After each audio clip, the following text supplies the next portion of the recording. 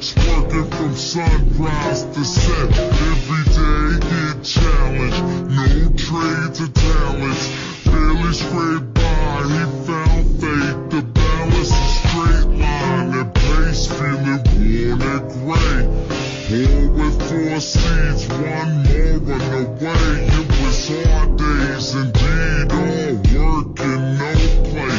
He made sure things on the surface were okay, but something disturbing within his mind was lurking. A slight twilight breeze would ease in through the curtains at night. It's like the sermon of a twisted apparition was urging him to listen to the train in the distance. At first it wasn't a test, just one little instant. Sure, it didn't occur, he turned to resist it, as if it wasn't much more than just a figment of his imagination. But for days it was persistent and it went.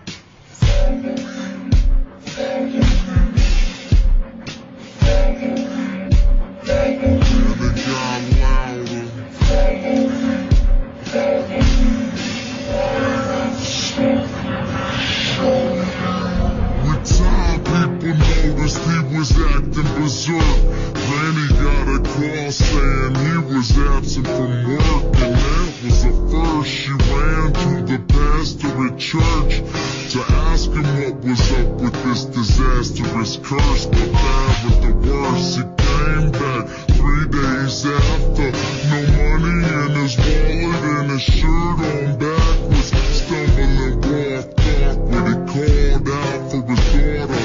Right before he split, the last lesson he taught her was this: if you ever have a son, let him know that his granddad loved him, but by the time that he's grown, be sure the seed is sown deep down into his dome. Don't ever walk to the train tracks alone.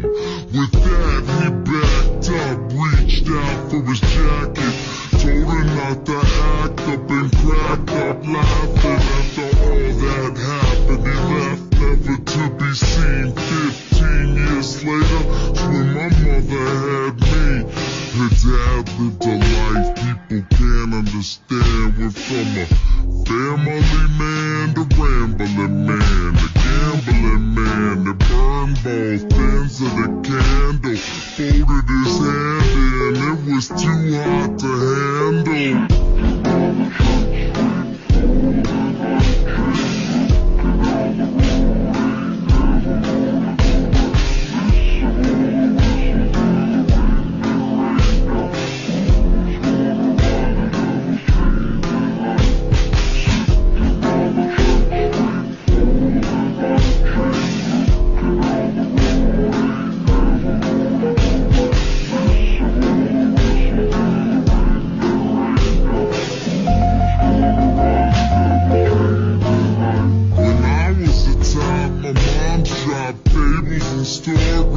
To warn me of the dangers that were laying before me, to keep it interesting, she would hide the lesson, to guide my direction, provide the right message. In time I developed a sense of her embellishments, hence I was rebellious against what she was telling me. When I was a teen, I pretended that my demons were friends. I defended the place, and that was the case. Slurred speech dripping off of my face. The world creeped as I slipped to the awfulest place you could imagine. Not the average things you see on acid. My granddad bloody hovering on a speaker cabinet, laughing in a raspy tone, covered in maggots. A snack on his mask to the bone, I couldn't grasp it. Did it double dismount off of the couch, flipped out, broke the closest window I found, then I dipped out. Suddenly I discovered little voices mumbling up in my head. It had me wondering, what was it my mother said back when I was younger? It had my brain racked as I stumbled off of the night towards the train tracks.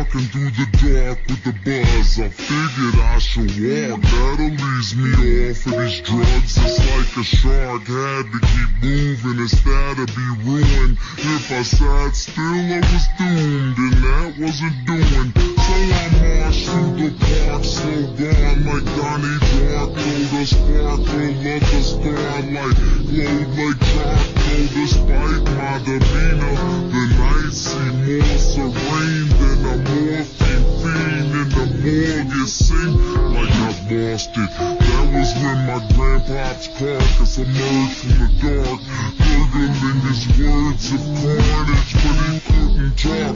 Something about the birth of sadness. I scurried off. I was on the verge of madness.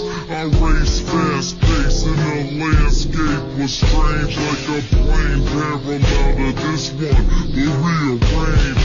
Came to a slope that was steep, begging for sleep as I climbed up, taking my focus off of the creeps. Within the foggy distance I saw a silhouette that got bigger as I stepped. The train tracks were wet. I saw a shiny grin from afar like it was happy. This is what he said as he started to walk past me. It's a nice night for a walk. Would you mind if I joined you? Do what you wanna do. That's great, cause I'm going to. And not to annoy you, but see, I really have to ask what a young dude like you's doing out by the tracks. You waiting on a train? Nah, man, let me explain. I'm minding my business, so maybe you should do the same. I've just been a witness to something sick and sadistic, so twistedly disgusting. You should feel real lucky you missed it.